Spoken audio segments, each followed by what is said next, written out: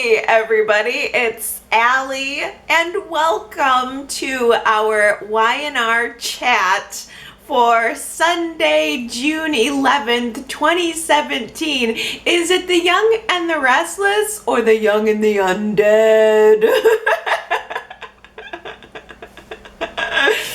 Large portions of this week really felt like a cheesy monster zombie movie. I am not gonna lie, this is not typically where I like my Young and the Restless to be, on the cheesy side, but I'm choosing to go with it. I think that sneering and snickering and rolling my eyes at my screen is much preferred to all the feelings of negativity and sadness that were going on last week. Not that this week didn't have that, but so surprise, Chloe is alive. Her death was staged, and surprise, Viktor was behind the whole thing, of course. He and the doctor were in on it, and Chloe was in on it too. She knew all about it. If the plan was always, if Chelsea or Nick or anybody gets too close to knowing where Chloe's location is, that this nuclear option was going to fake her death and make everybody believe that there's no reason to keep continuing to hunt for her, so everybody is safe, Chloe is safe, the secret is safe.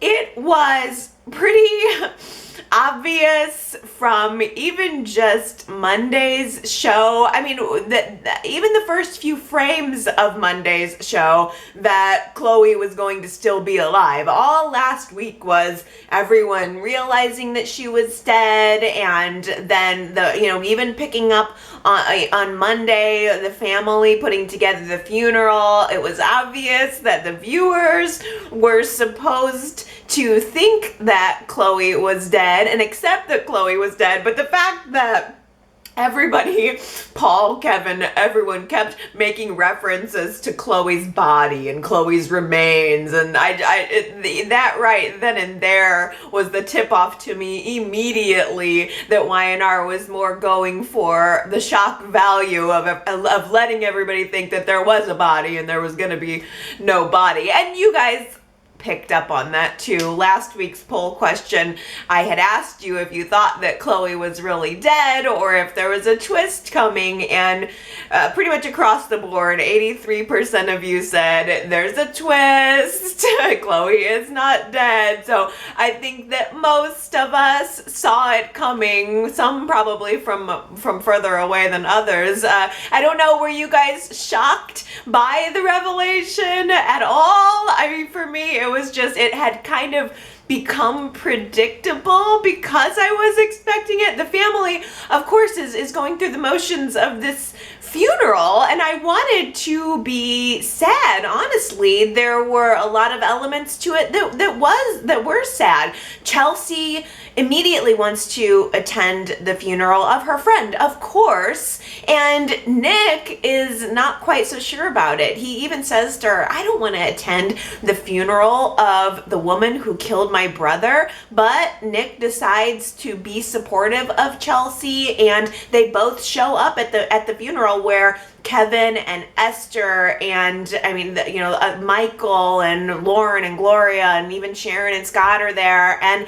it's really a confrontation that I wasn't expecting. I will say I was shocked by the fact that Kevin lashed out so hard on Chelsea, but especially Nick. I guess I wasn't expecting that, but he, in Kevin's mind at this point in the story, believes that Nick and Chelsea hunted Chloe down to the point where she felt she had no other choice but to take her own life. Of course, Kevin is going to be upset with them. I liked that Kevin made the comment to Nick about them hunting Chloe down as if she were an animal, because that specifically was a line and a vibe that Chelsea and Nick had used against Chloe, and the way that she hunted Adam down with a tranquilizer gun like he was an animal. I thought that was an interesting tie-in. But Kevin, he lunges for Nick. He's ready to start a fight right there, saying, you don't belong here, this is all your fault. And they were able to pull Kevin back. But I really did want so badly to connect in with Kevin, specifically in his grief during those funeral scenes. I felt terrible for Kevin. I felt terrible for little Bella, not even being able to process all of the things that have gone on within not just today and the last couple of days, but within the past couple of months with her mother. I felt terrible for Esther too, sitting there.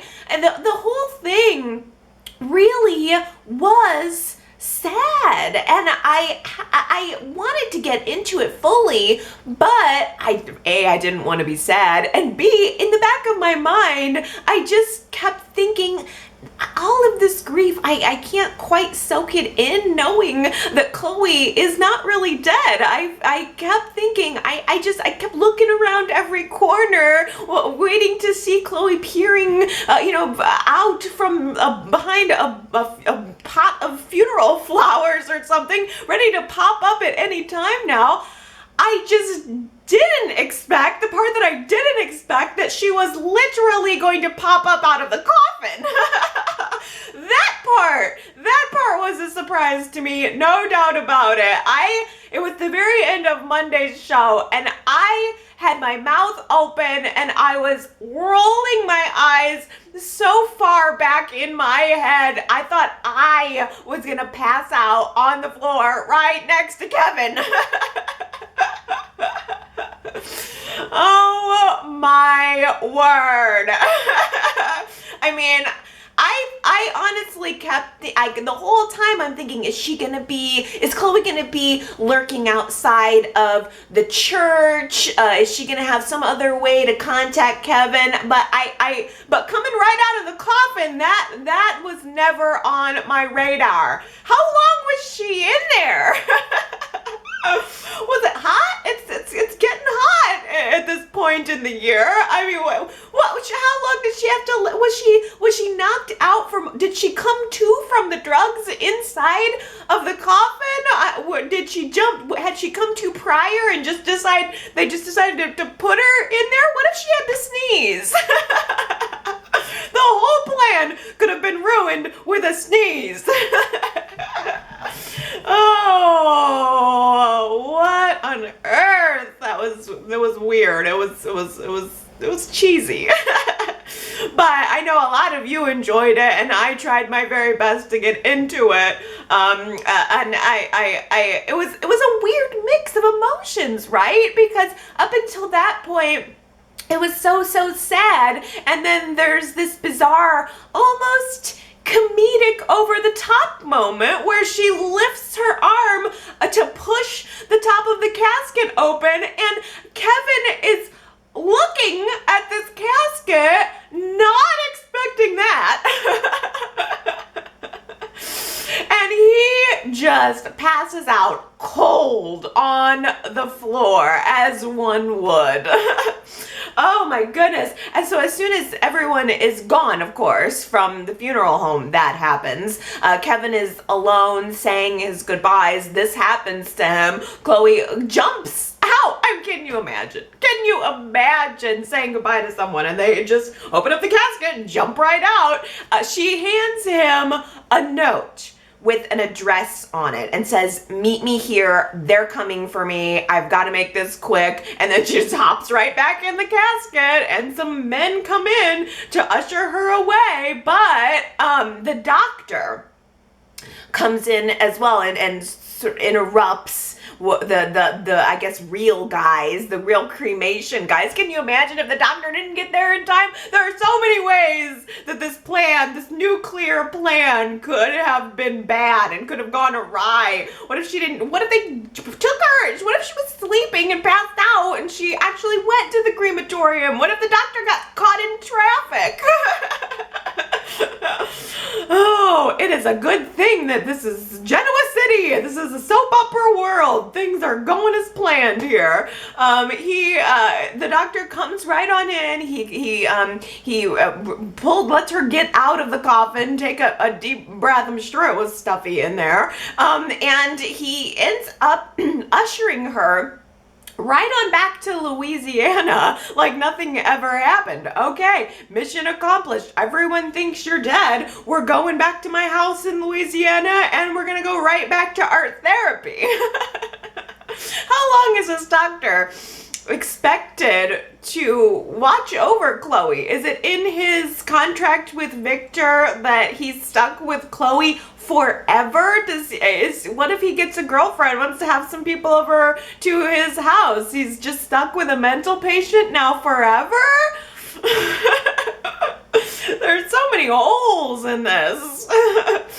I could fall through one of them.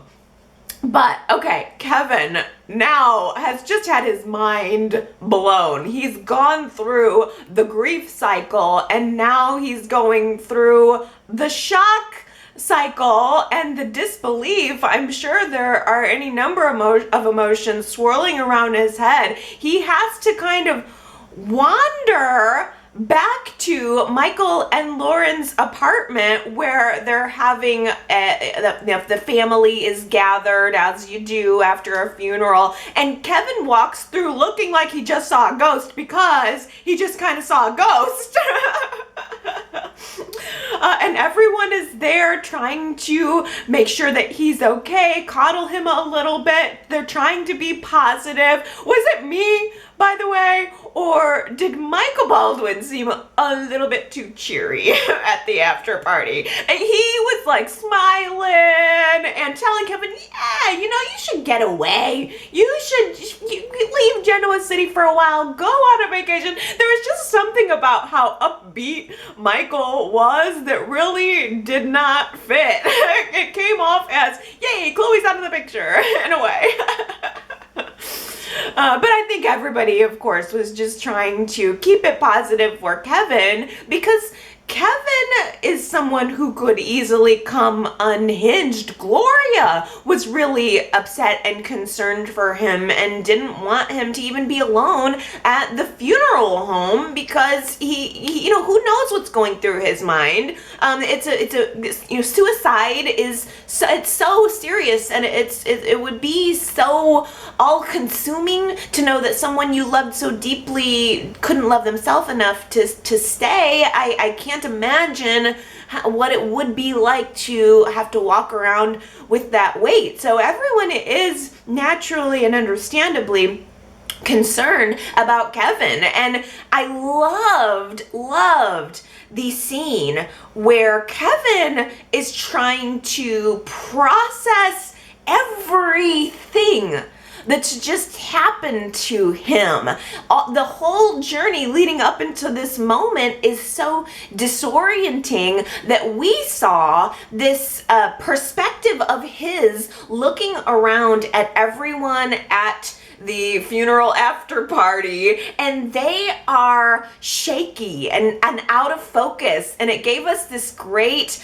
idea of what it looks like inside of Kevin Fisher's head right now. I'm sure people are talking and he's not really listening and he's just seeing the images of the people in his life and trying to react and trying to decide what on earth he's gonna do next. That was such a cool camera trick. It was such a cool moment and I liked it. I thought that right there was at least worth the price of admission to this bizarro world monster movie funeral.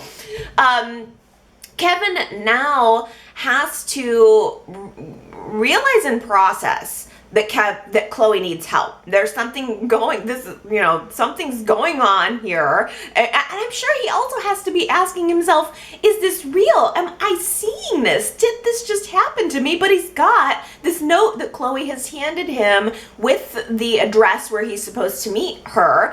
And he now has to put in place the pieces of his life for getting away to secretly go help her. So he tells everyone at the apartment that he has decided he's gonna leave town for a while. He's taking Michael's advice. He's gonna go to Tahiti, and he's just going to decompress and regroup himself. But we all know as the audience he's really going to help Chloe, and we all know as the audience that these are Greg Ricart's final scenes. So as we're seeing Kevin say goodbye to everyone who's been so important in his life, we as the audience are also realizing that these are goodbyes to his castmates, to Greg's goodbyes to his castmates. And that part honestly felt more sad and more effective, and I guess I felt more affected by the idea that it was the actor saying goodbye to these people who he had known and worked with and felt a familial connection to over the last 14 years. That is what really got me, and especially the final scene with Michael, where Kevin and Michael are just sitting on the park bench at Chancellor Park, and Michael is saying how proud he is of his brother, that he really is proud that his brother has become a good person, that and acknowledging a little bit the story of Kevin Fisher and the way he came onto the show as this guy who gave Lily an STD, and he was kind of an internet predator, and he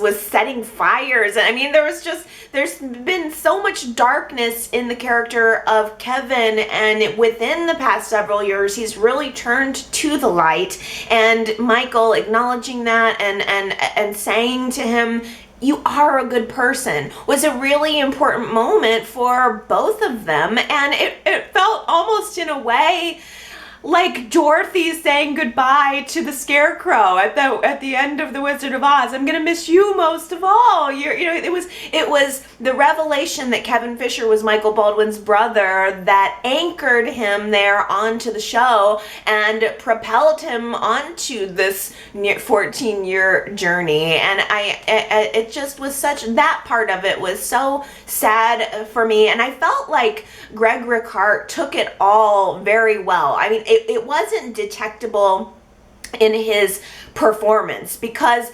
the Kevin is telling the story that he's just going to go away for 2 weeks. It's just a 2-week story, and the audience knows that it's really longer because the actor is leaving the show. But I didn't detect that in Greg's performance. I thought that he did a really good job of saying goodbye without making it feel like it was a final goodbye. He still had this a little bit of a glow of positivity about him, and he still had an upbeatness and a little bit of a smile. It felt positive. It was a goodbye, but it did feel positive, and I really hope that is where Greg is mentally. I hope that he feels at least some level of positive and grateful for having the experience, and I'm sure that he does, because it is really crappy to get let go from your job after 14 years when you haven't done anything wrong. It was out of the blue, and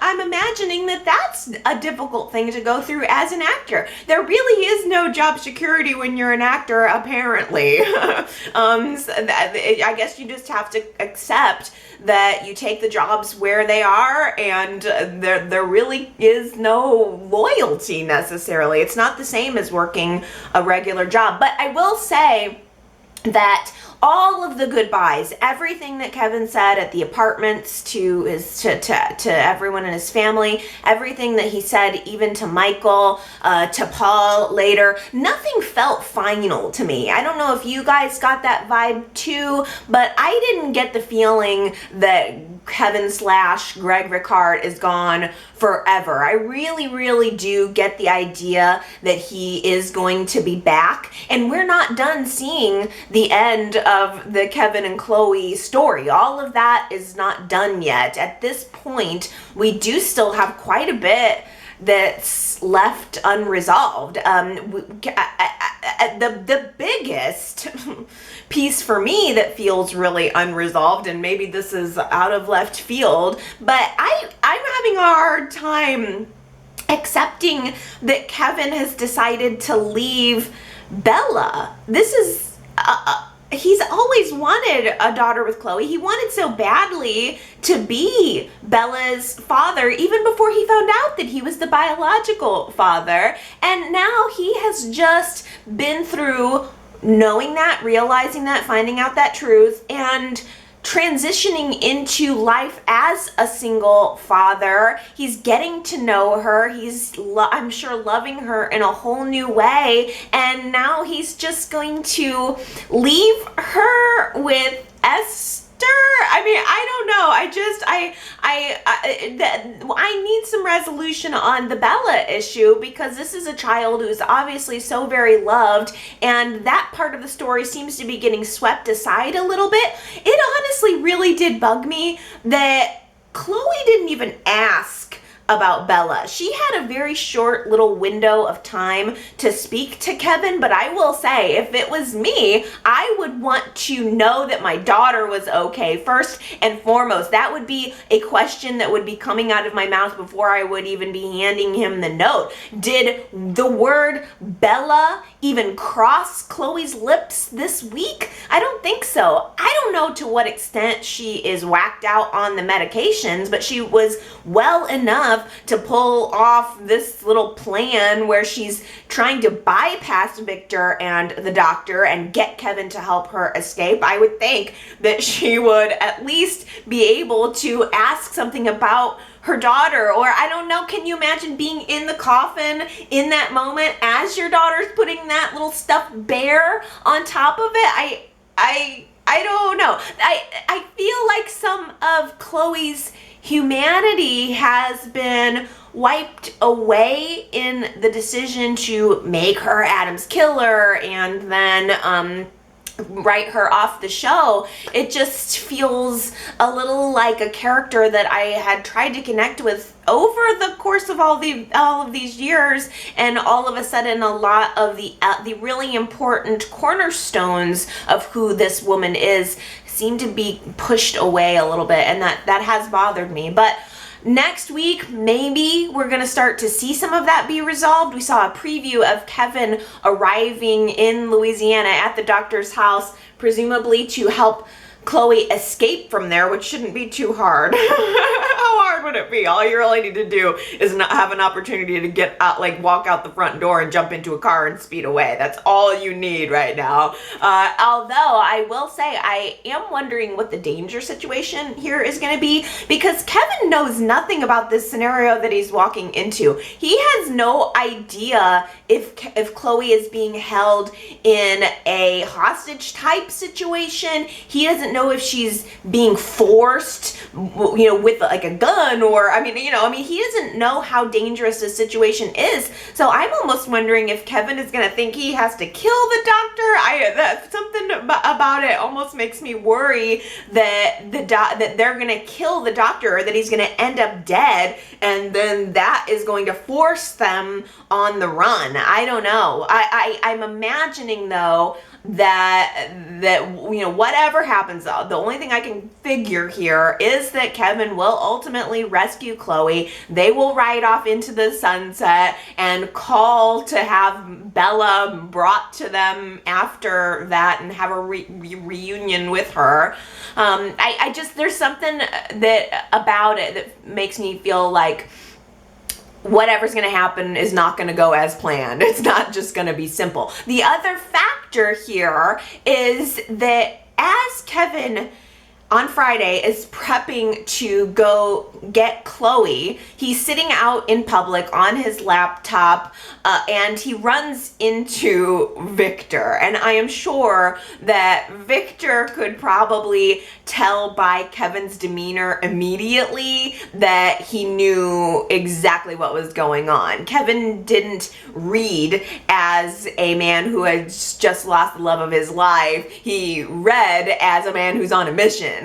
So I'm sure that Viktor has anticipated Chloe trying to pull a bypass on him, and Viktor wants to keep her contained. It's in Viktor's best interest to keep her right where she is, to control the situation as much as possible. We saw in a preview for Monday's show that Viktor has some kind of mission, a new mission for Scott, and I remember a little conversation that Scott had with Sharon earlier in the week where he's deciding that he wants to quit Newman Enterprises. He's not an executive. This isn't the place for him. He doesn't feel like he's a good fit, so he's poised to quit at Newman, and then Viktor comes back and offers him this new role. I think it's going to be to establish and run and acquire and then establish and run a multimedia company. As I said before, Newman TV, possibly some kind of rival show to GC Buzz and the Hillary Hour. I'm not sure, but I think that it is going to be some type of news outlet that Viktor wants Scott to head up. Now, Scott is a journalist. That's what he's interested in. That's what his passion is. So I'm almost wondering if Viktor is going to put Scott on this case of Chloe and Kevin, and maybe if the doctor winds up dead, Viktor is going to send Scott out to investigate that, and Scott is going to think that he's doing some investigative journalism, but I wonder if Scott's going to somehow get himself wrapped up into the middle of the Chloe-Kevin drama. I'm imagining then if Scott knows something or catches them or realizes who he is, that he's going to have to compromise that journalistic integrity to keep Kevin's secret. Big surprise for him. You get involved with Viktor, you're going to have to compromise yourself in some way, shape, or form. I loved watching the realization that Scott and Sharon are an item wash over Lauren Fenmore.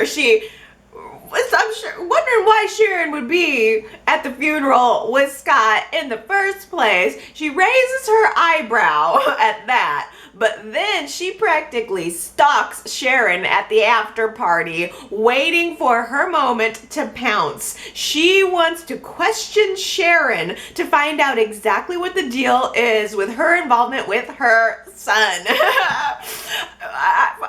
First of all, yes, Lauren is being a busybody. It is none of her business who her son is dating. Lauren has enough skeletons in her closet to say, hey, what are you gonna do? I mean, Lauren has got some secrets on her own, but I can also kind of see where she's coming from. Lauren is a little sensitive about the whole baby stealing thing, and she confronts Sharon about that. Sharon still carries the stigma of being a baby stealer over what happened with Christian, and Lauren is kind of right, at least I think, to bring that up. I'm not gonna lie. Multiple marriages. Sharon's had multiple marriages. Sharon has a bad reputation. I love Sharon, but she has a bad reputation. And I mean, it's not like Lauren doesn't have a right to be a little concerned about her son getting involved with her. I don't know if I'd necessarily want my son to be involved with Sharon, but I would also probably just let it burn out on its own. And I'm pretty sure that's what's gonna happen. Oh my gosh. the moment where Lauren and Gloria come together to talk about that. I mean, Lauren is ready to just rip Sharon to shreds, do anything she can to keep these two apart. And there was just a really funny moment where Gloria kind of grabs her and says, "Whoa, slow down, Mama Bear. You're gonna push that little cub right into her picnic basket."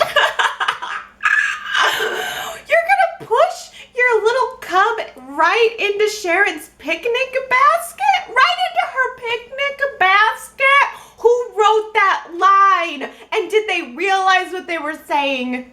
Turnabout is fair play. So Sharon turns around and goes all Mama Bear on Noah this past week.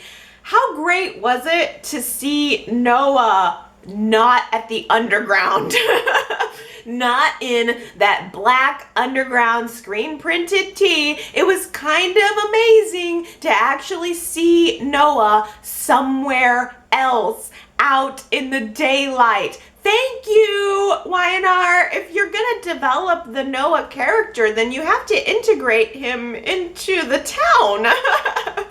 It's just been way too many weeks of him in that dingy, dirty bar.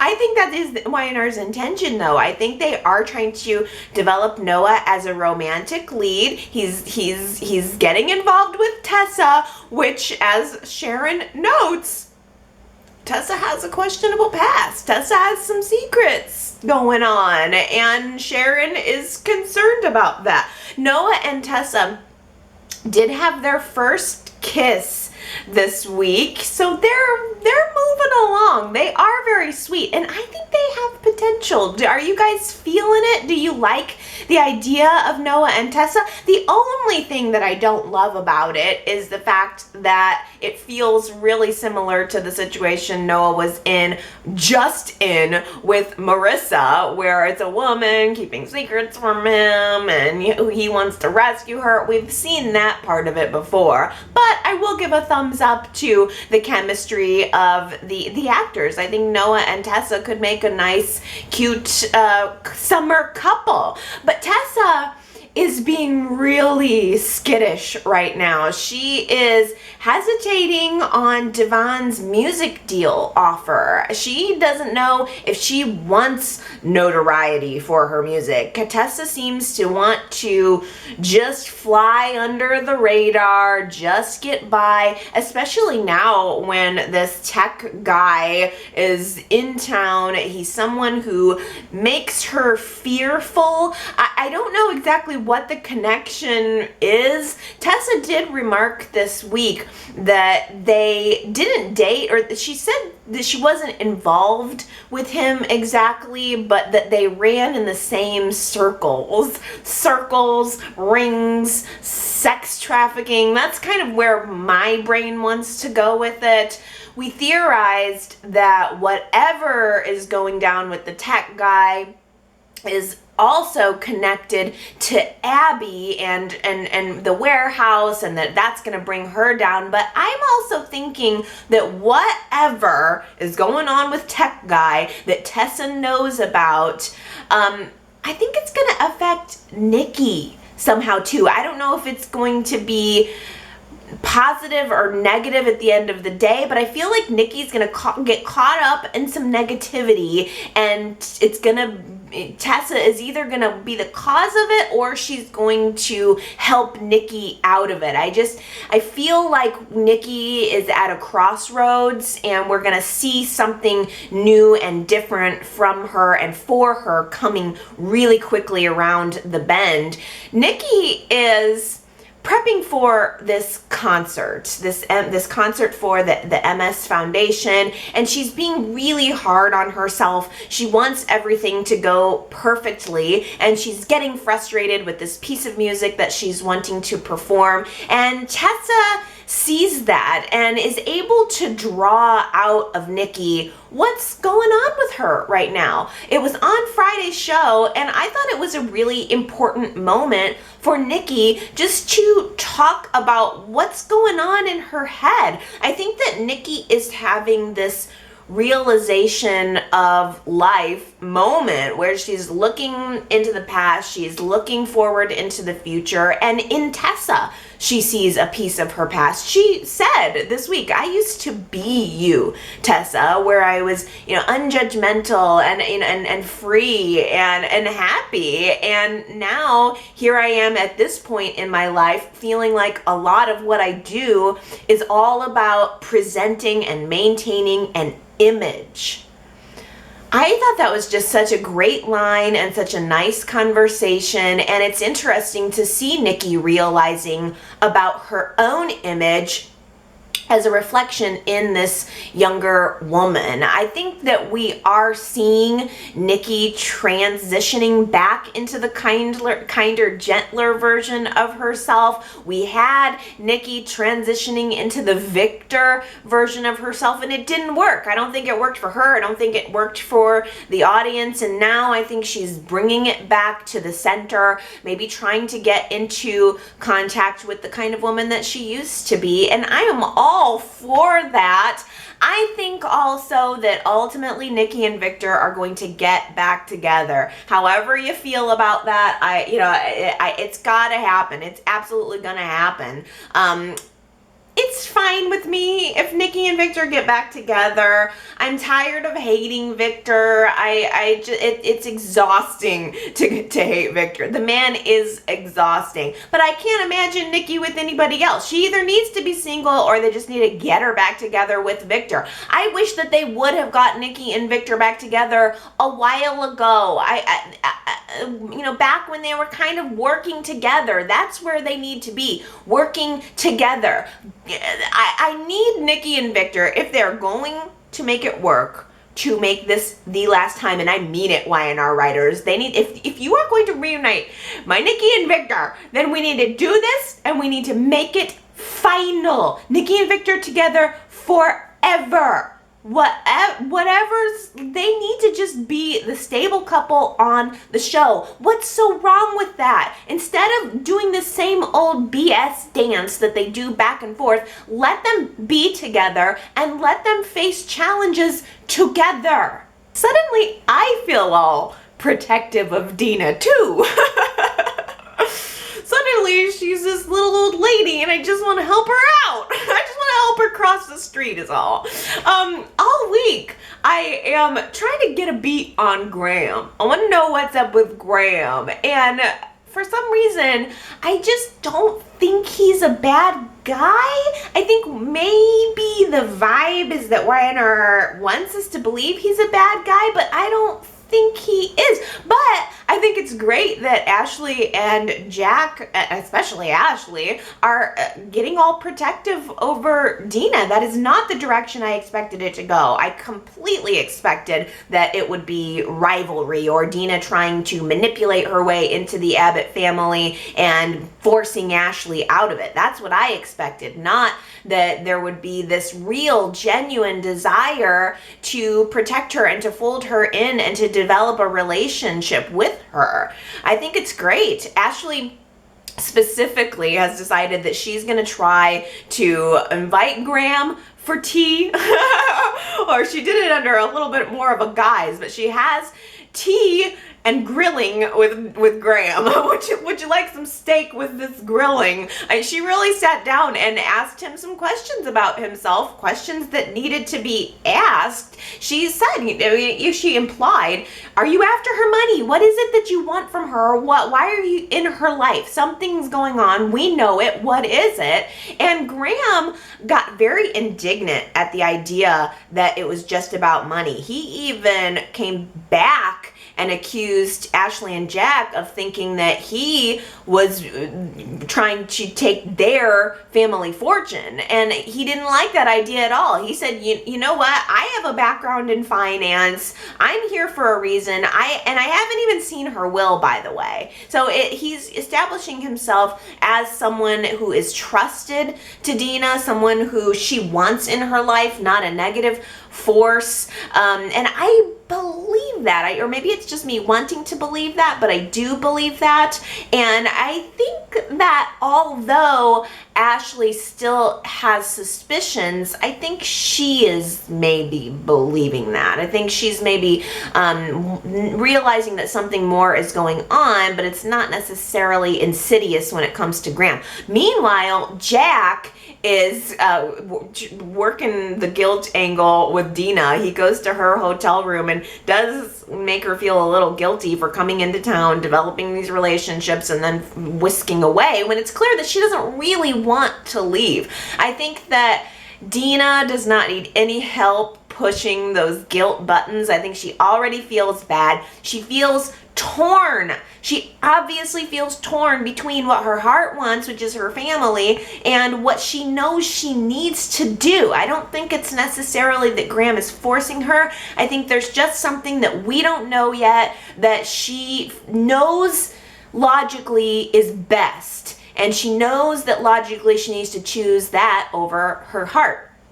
I am feeling more and more convinced that it might be Alzheimer's. That seems like or dementia or some disease where she is mentally deteriorating. I have no evidence to back that up whatsoever. It's really purely the only idea that I could come up with that works. I wonder if maybe Dina hired Graham to help her sell her business, help her facilitate all of the pieces of the logical brain that need to be facilitated that she can't do for herself, but while she's still capable to be able to oversee and sell the business, and she's in Genoa City to for the heart see her family one last time, and maybe also not just to see her family one more time, but to allow them to see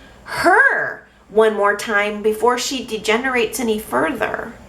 Juliet files her lawsuit this week with Hillary nudging her all the way along.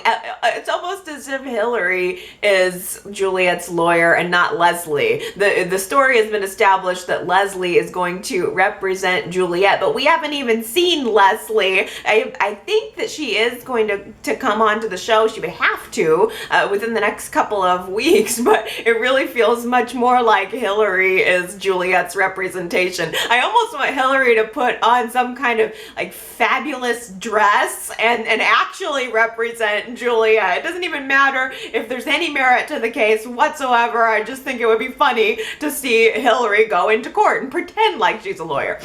So the thing is there merit? Is there merit to this case? There is a narrative, I suppose the narrative that Juliet and Hillary are asserting is that Juliet was an attractive young executive and Cain took advantage of her. And I wonder if you think there is any kind of legitimacy to that. I want to put a poll on that for this week. Do you think that Juliet has a legitimate case for sexual harassment? Go to yrchat.com and vote there, because I really wonder how many people are thinking that there could be a real case there, because I have seen some comments of people saying, yeah, you know what? Maybe she does have a legit case. So yrchat.com, go vote in that poll and tell me if you think that that there is any merit to Juliet's case whatsoever. Because I will say this, I'm trying to put myself in Juliet's shoes because it's necessary. I mean, I don't want to see things only from Cain's point of view. And I will say, as I said last week, Cain couldn't leave it alone. I don't know if he and Juliet actually slept together in Tokyo. I don't know if we're ever going to know that information, but he could not stop picking that wound. So in a sense, Cain is such a dummy for first of all, ever putting himself into this compromised position in the first place. He's the one that broed out and drank too much and put himself in this situation. Whether or not he did sleep with her or didn't sleep with her, he has some fault here. And then to come back to Genoa City, she asked him repeatedly, Cain, let it go. Let it go. We don't have to keep talking about it. It was a one-night thing. Like, stop it. And he wouldn't. The whole time all of that was going on, in the back of my head, I'm thinking, well, she's just entrapping him. She maybe drugged him, and maybe that's the case, but what if it's not? Let's assume for just 1 second that there was no drugging. That Cain just got drunk like a bro, made a mistake, slept with Juliet, and then kept kinda harassing her about it. I'm just throwing that out there as a possibility. I think that it would be foolish to think that Cain is completely blameless here, and that's not to take away from any blame or nefariousness that's going on with Juliet and or Hillary, because even if Juliet is telling completely the truth about Tokyo and everything is as I just laid out, Juliet has to know that she's lying at least a little bit now. The narrative that is being painted, you can see that she is attracted to because it's a story of her being a victim that will result in maybe her getting a big fat check or possibly her job back. Who knows? It's a path to getting something, whereas right now she has nothing. She has debt. So yet you can see the attractiveness of that argument, but you can see that she doesn't believe it, or that she knows that it's not entirely true. So that's her fault. And then the thing is, I feel a little confused by Hillary and what she has to gain in all of this. I understand that Hillary would want revenge on Lily. That's the most obvious benefit for Hillary getting involved in any of this. But Hillary already has the footage of Juliet's confession. Just because that zip drive got smashed to a million pieces doesn't mean that Hillary doesn't have a copy of it. So Hillary has that footage. Hillary has the truth right out of Juliet's mouth. She could have blown Cain out of the water by showing Lily that footage privately, and I think it would have been more effective in doing damage to Lily than by airing the whole thing in public. I don't know why Hillary's choosing to push Juliet. I don't know if it's so that she can have a story for the Hillary hour. That doesn't even really seem, I mean, is it really Hillary's MO? I feel like Y&R keeps flip-flopping Hillary. Like they made her the bad girl, but then they revived her and said, no, she's seen the error of her ways and she's decided to be more of a good girl, and now they're flipping her back to being kind of a bad girl. I'm getting whiplash trying to figure her out. I guess ultimately Hillary's main motivation just must be to inflict maximum humiliation on Lily and Cain. Would Lily and Cain take an opportunity to inflict maximum humiliation on her? Yep. That's true.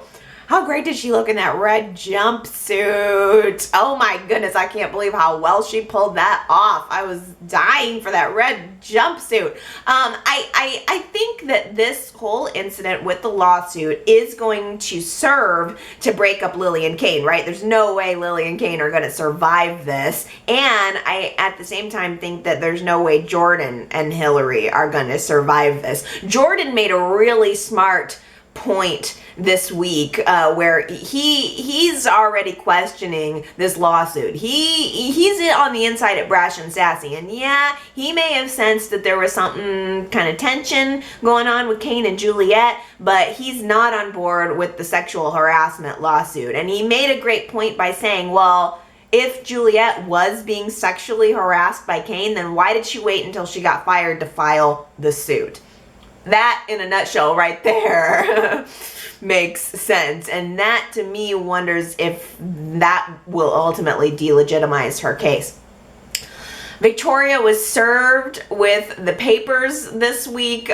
Cain is I think hoping that Victoria is just gonna pay off Juliet and make it go away. But Victoria is not wanting to settle. Victoria doesn't want to admit any wrongdoing, and she sure doesn't want to just hand Juliet a check. So Victoria is ready to go to the mat with this based on all of the information that she has, which is half-truths. And that's the same thing that Lily gets. Cain has to tell Lily this week. He knows. I mean, they all work at the same place. He's going to have to let her know that this is going on. And of course, he chooses to make himself the victim in this situation. I felt so bad for Lily as Cain's telling her this is going on. This is going to affect the company. This is going to affect my reputation. This is going to affect your reputation. I felt so bad for her. I really did, because Lily didn't ask for any of this. Lily has been trying to be positive, I suppose, anything except for having to do with Hillary, but I think she's been trying to make positive changes in her life, and now here we are. She's stuck with this being dumped on her, and she asked Cain point blank, is there anything that could have been misconstrued with Juliet? Is there any grain of truth here? And Victoria asked him the same thing, by the way, and he just denies. His strategy right now is just complete and total denial. Although, in Cain's kind of sort of defense, I wonder if he is trying to put forth only the information and only the events that he remembers firsthand and subtract the story that was told to him after the fact by Juliet. As if the drama at Brash and Sassy work is not enough, you know that there's a family rivalry brewing here between the Ashbys and Victoria and Billy, I suppose, because of the relationship that's building with Maddie and Reid. Cain already doesn't like Victoria's kid leaving his guitar in the lab and him tripping over it. So, I mean, there's a whole lot of reasons why Cain probably specifically is not gonna like that punk kid Reid. And then as all of this comes out about Cain and Juliet, Victoria is sure not gonna like them. I am wondering if Cain and Lily are both gonna end up fired from Brash and Sassy, and that's where we're gonna get our little Romeo and Juliet storyline for Maddie and Reid. I am kind of feeling and loving the teen awkwardness between them. I think it's really cute. I like that Reid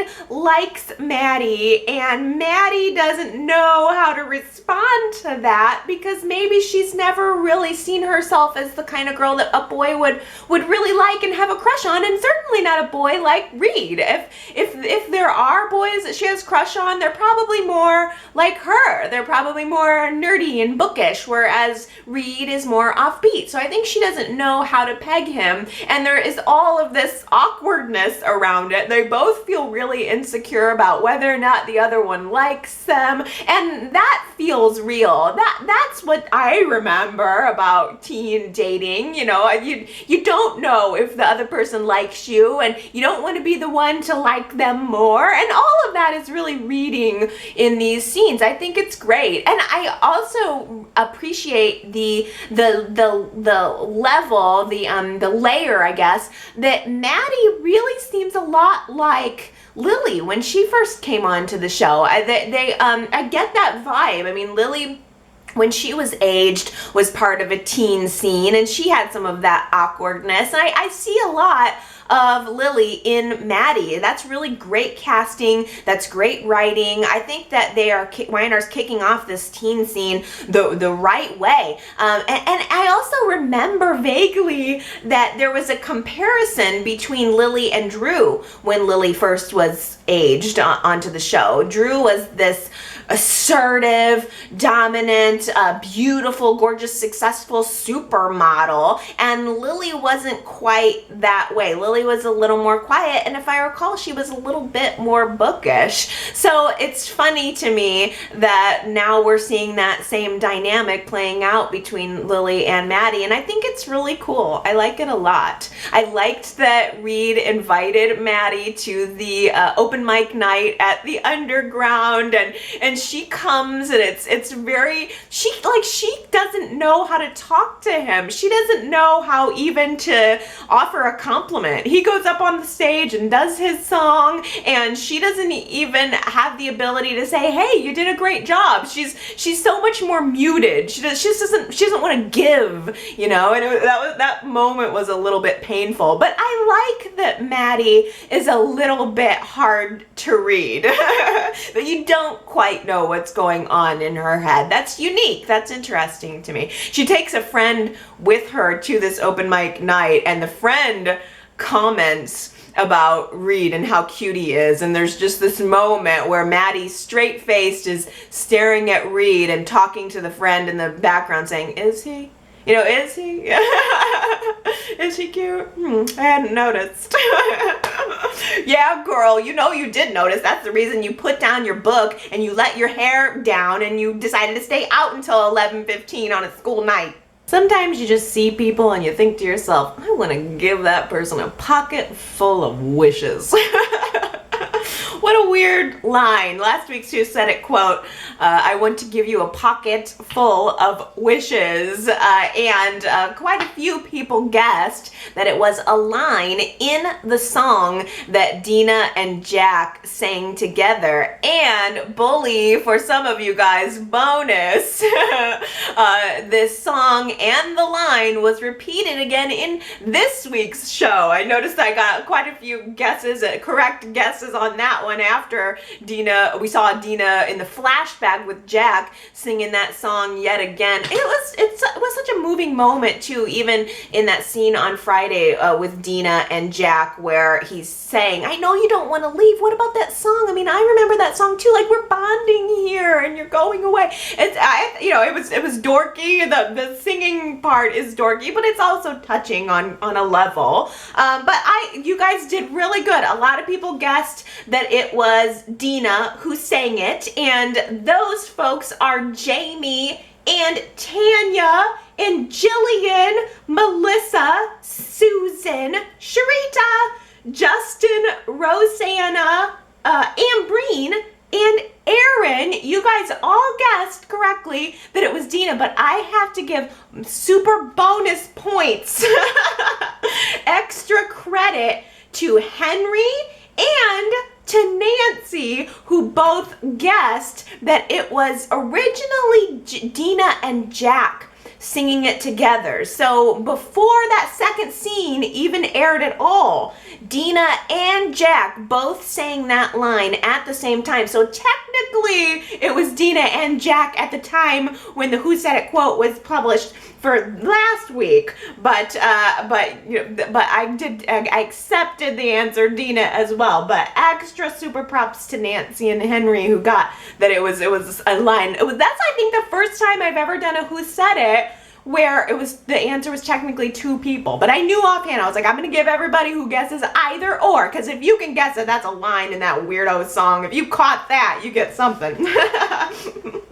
So well done.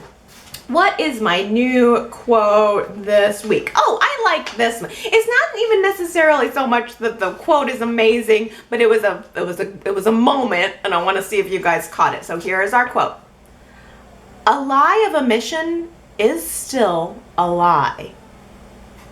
It was a moment. It was a moment, and I want to know if you know who had that moment. A lie of omission is still a lie. If you go to yrchat.com, you'll see where you can leave your guess. And if you leave that guess, and if you get it right, then you also will get your extra credit at next week's Y&R Chat. Wow, I got a ton of great comments this week, and I also have got a baby who's about ready to burst up from a nap and with crying. So I'm gonna rapid fire read off your comments here this week. Katie on Facebook says, Allie, can the quote of the week please be, "I need to get back in my coffin"? Gee, could you guys guess who said that? I love it. Oh, Rabia at yrchat.com says, the arm pops up, fine. She gets out of the casket, okay, good. But then she just starts walking around willy-nilly. Put on a wig, some oversized glasses, a hat, anything. Chloe should be the master of disguise in that moment. Like I said, there's so many ways that that whole plan could have gone awry. Ellen at yrchat.com says, a small point, but who shows that much cleavage at a funeral? Maybe that should be a Leica Who Said It quote. I plucked that a little bit out of context, but you tell me if you think you can figure out who Ellen is talking about. Oh, I think you can figure it out. The girls were on display. In grief, of course. You know, Gary left me a voicemail this past week, and you had focused a little bit on Esther and the fact that she was on medication during the funeral. Why was that? Gary had mentioned that he thought that that was a good tone choice for the funeral, so that Esther wasn't being a tornado head with grief at the funeral, and so that probably the focus could be more on Kevin since Greg Ricart was leaving the show. But I do wonder why specifically Y&R made that choice. Esther commented right away that her doctor had given her some pills to calm her down. I wonder, I don't know, I wonder if that's the reason, if it was to focus on Greg Ricart or what. This is so funny, but I don't know if I knew this, but Gary had also mentioned that Kate Linder, the woman who plays Esther, is still technically a flight attendant. Like, you could be flying American Airlines and Esther could be your flight attendant. I don't know that I knew that, or if I knew it, I forgot it. I would die to get on a flight and have her there. She probably loves the attention too. You know, she soaks it up, any kind of appearance, I'm sure. Anna left me a voicemail saying, it is unbelievable to me if Kevin and Chloe didn't go back and get Bella. Of all of the unbelievable things, Anna, with the coffin and the popping and this whole story, I agree. That's the part that really bothered me the most, is the idea that they're just gonna leave Bella there. Although I wonder if another one of the reasons that they decided to have Esther be on medication, or to establish that Esther's on medication, she's okay, she's stable, was so that the story could be that Kevin would leave Bella with Esther and have a sense of, security. Like, Esther's okay, she's got Bella, like everything's okay there, Kevin's gonna go off on this journey, and then presumably they're gonna call for her later. I don't know though. Shelly at yrchat.com says, I feel the need to comment on the funeral, which spanned into 2 episodes, as to how I felt while watching.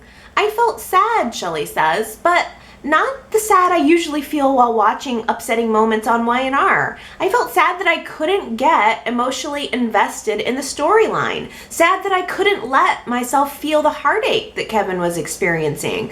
Sad that I didn't shed a tear while looking into those beautiful eyes of Bella, who just lost her mother. Sad that Esther was apparently all doped up on some sort of doctor-prescribed meds, that she seemed to be behaving like a robot. Part of me witnessing the great acting and storylines of our favorite shows is allowing ourselves to empathize completely with the characters and grieve right along with them. But I'm sad I couldn't do that, since I did not believe Chloe was dead. All of this wonderful acting during Greg Ricart's final performances on the show, and I feel Y&R didn't allow me to soak it in. Too many loose ends and strange moments left hanging to be truly one way or the other that she was dead. I wish Y&R would have led us to believe without a single question or doubt that Chloe was indeed dead, so I could have enjoyed those moments of goodbyes. Shelley, that was so eloquent. That was so well put. And I really identify with that too, because I feel like there was a part of me that just wasn't there. And it was weird how we had these really sad, painful, pure grief moments.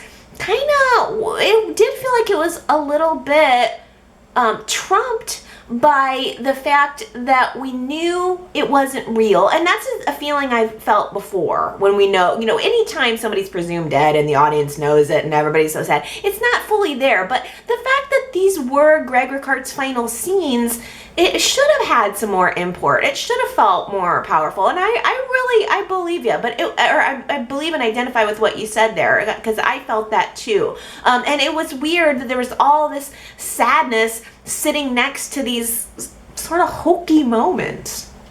Consuela follows that up also with a good comment saying, my emotions were all over the place. I literally cried. She cried during the memorial scenes because I could feel Kevin's emotions and I felt sad for him, Consuela says.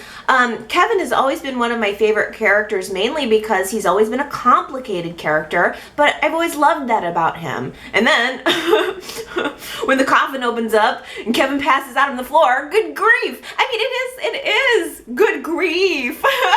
It was such a bizarre juxtaposition to have all of those emotions swirling around, and I guess it's just up to the viewers to whether or not you interpreted that as a good thing or as a bad thing. Robbie at YRChat.com says, Chloe popping out of the coffin scared the crap out of me. And Cheyenne says, my favorite part of the week was when Chloe popped out of the coffin and Kevin fainted. My other favorite part, Cheyenne says, was Hillary and Cain finally having their verbal sparring, and Hillary pretending like she wasn't aware of the sexual harassment lawsuit. My favorite line of the week was when Hillary had called Mariah after Chloe's funeral and told her if she values her job, she'll give Kevin a hanky and get her butt over there now. That was a funny moment. Give him a hanky and get over here. Oh, Harper left me a voicemail. I love your voice. You're so sweet, Harper. And I liked that Harper was saying and expressing that she feels it's very frustrating, the story with Cain and Juliet, because Juliet is like this savvy, business, intelligent woman, articulate, and she's being manipulated here by Hillary. I think that's a good point, Harper, because Juliet really is taking Hillary's advice as if it were gospel. I'm not sure why exactly Juliet is bonding so hard with Hillary. She even said this week, I'm sorry, I thought that you weren't good. I was suspicious of you and I was wrong about you. You got my best interest at heart here. I'm pretty sure Hillary has Hillary's best interest at heart here. Rose at YRChat.com is someone who mentioned to me that Juliet actually does have a great case against Cain. Rose says you can't sleep with subordinates and then fire them or get them fired. See, I wonder about that. I can't wait to see the poll results this week and your comments about the whole sexual harassment suit. I wonder, is Y&R building toward a moral thing here? I'm not sure if the whole sexual harassment thing is supposed to just serve as drama, or if they're gonna. It's come up more than once lately with the Gloria false sexual harassment. So, like, somebody's just got it in their head that they really want to do some sexual harassment story, and here it is popping up on the canvas more than once. Uh-oh. Superplex at YRChat.com has a prediction. Oh my gosh. Superplex says, Reid gets an allergic reaction to Brash and Sassy's new line of men's fragrances, and there goes the hockey league's contract. I could not figure out for the life of me, Superplex, while I'm sitting there, I'm watching Reid walk up and spray a ridiculous amount of men's spray on himself. This is obviously not the good stuff. This is not Genoa City soap. This is obviously some kind of experimental thing. I don't know. I was wondering that too, but when you said that, I thought, oh no, that could be the real nail in the coffin at Brash and Sassy, because Victoria also said some kind of comment this week about you always got to anticipate something coming out of left field in business, and she was talking about Cain and Juliet, but that could be another something that throws off the whole vibe at Brash and Sassy. That is a really good prediction. I wonder if that's it. Why else would he be bathing himself in that? I don't think it was just to show him getting ready for the open mic. There has to be something to that. But I'm glad you zeroed in on that too, because I just went, huh, and went along. I was like, I don't know what this is about. No compute. Connor left me a voicemail, also another voice I love to hear. Connor says, Viktor talks about protecting his family, but the fact that he is supporting, helping, and protecting his son's killer makes him the biggest hypocrite I have ever seen. I have no sympathy for Viktor, Connor says. I hope he goes to jail and rots in prison.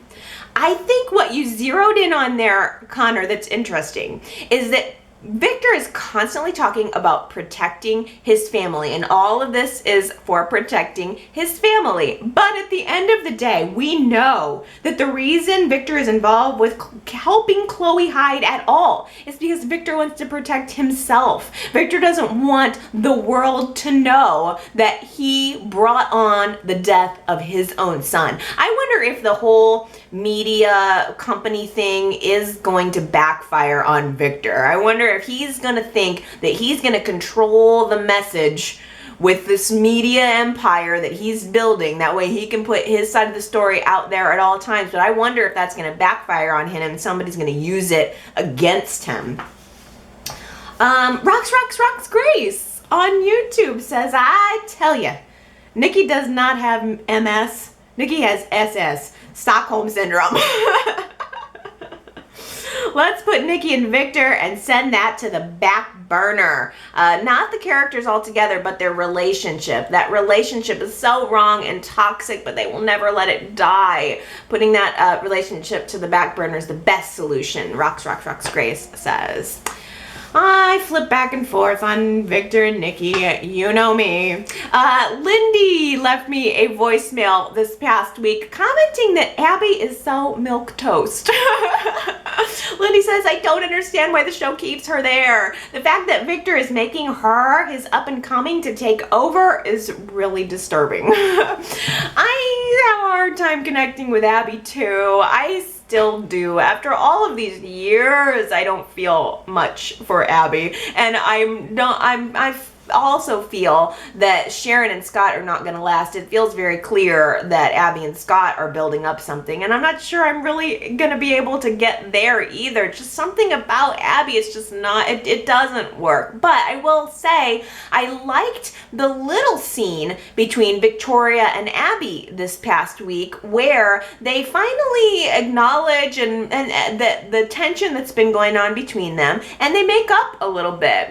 Victoria says, look, I wasn't trying to undercut you when it came to this whole tech idea. I'm glad Viktor changed his mind and decided to go with it. I was just giving you my opinion, and I always felt that that was the case. I never got the idea that Victoria was trying to sabotage Abby's plan in any way. Although now that I'm thinking about it, I wonder if things are going to go really wrong with Brash and Sassy with all of these lawsuits, and maybe Victoria will end up back at Newman, and then we can see the proper rivalry. I mean, I liked that the girls did hash it out, but it's of course more interesting to see enemies. Yeah, that could be setting the stage for that. Consuela at yrchat.com says people who live in glass houses shouldn't throw stones. In this case, I'm talking about Lauren. She probably has just as many faults as Sharon, and I don't think it was fair for her to bring up Sharon's past. Like, she didn't do all that. Like she didn't not too long ago try to set up Scott with Phyllis, who just got divorced too because she cheated on her husband with his brother. Like, seriously? People who live in glass houses shouldn't throw stones. Yeah. I mean, I know nobody on this show has any right to throw any stones at anyone else ever. Oh, Daisy on Facebook had left this. I thought this was kind of an interesting theory. Daisy says, it doesn't make sense that Dina would sell her company to Neil and Devon rather than leave it in the hands of her family. So I'm wondering if Dina had got caught up in some criminal enterprise and those people will end up using her company, now owned by Neil and Devon, for some criminal activity. Yeah, it would have been easy to just let Dina come back into town and leave the company to Jack and Ashley. But now Neil and Devon have it, and yeah, there's going to be a music company. So what? They could have started that on their own. That's a good point, that maybe there is something shady at Mergeron, and Dina, knowingly or not knowingly, I don't know, dumped it on Neil and Devon, and they're going to have to deal with it. Beatrice had left me a voicemail. This was a tiny moment that I just wanted to mention. Beatrice asked, why didn't Devon introduce Maddie as his niece?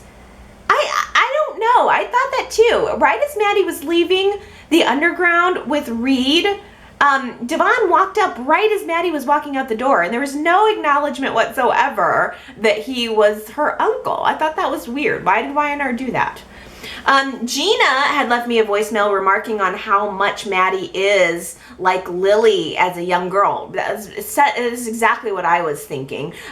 Gina says, I'm waiting for the big reveal when Maddie blossoms into this gorgeous young girl. You know, the glasses will come off, her hair will come down, and she will be glamorous. You know it's true, Gina. Oh, I got this. I love this comment for Love of Beauty on YouTube says, I started watching Y&R when I was 12 years old. I was introduced by my mom at a young age. Despite the stigma placed on soap operas, I loved them. I wouldn't have liked the teen scene then, and I certainly don't now. I liked soap operas as a child because they made me feel like an adult, or they made me feel adult. Like I had knowledge of some secret drama. Gosh, I just love, and I had never thought about that before, but the idea of being a child and connecting with soap operas because it makes you feel like an adult. And I, like, as soon as I read that comment, I thought, you know, I wonder if that was part of it for me too, because I was 13 when I started watching Y&R, and yeah, that's a point in your life where you are still a kid, but you want to be an adult, and you're probably thinking a lot about the things you will do when you are an adult. And here's the show, and this like, you know, like For Love of Beauty says, a secret drama that you can maybe escape into, or imagine that your life will be like, or to feel, just to be able to feel those adult feelings. I think that's so great. I think that watching Y&R so young definitely affected my perception of the world and perception of life. I think part of me definitely thought I was going to grow up to be Victor Newman. Oh, where is my mansion? That's all I'm missing. Other than I'm fine with right where I am. I just want my mansion. Oh, speaking of mansions, Kyle on Twitter says, does it bother you when the exterior shots don't match what's going on with interior sets, especially the Abbott house? Well, that's so funny, Kyle. It does bother me, but the Abbott house doesn't bother me. The ranch set bothers me. It drives me nuts. The exterior of the shot of the ranch feels nothing like the interior, and just feels nothing like I feel like it should be sitting in Wisconsin. I mean, to me, I live in the Midwest. That style of house I never see. I would have liked it to be, would like the ranch to feel more like a ranch. And I mean, even, I don't know, it just doesn't fit to me. But I wonder if you're talking about things that are going on the exterior, like the door. I'm not sure. I have to say, I saw that Abbott exterior shot of the Abbott mansion this week, and I thought it was perfect. I mean, I was actually shocked by how much that exterior shot looked like the picture that I have in my head. I don't know if they've used that before at any point in the show, but for some reason that shot did strike me, and I thought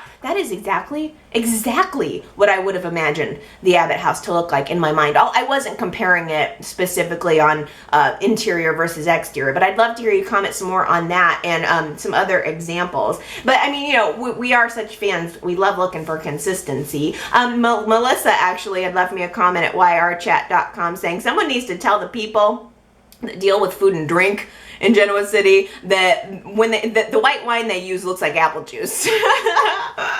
Melissa says when Lily was at the GCAC and when Ashley was having her fancy dinner, they had beautiful wine glasses filled with a bright yellow drink. Not wine.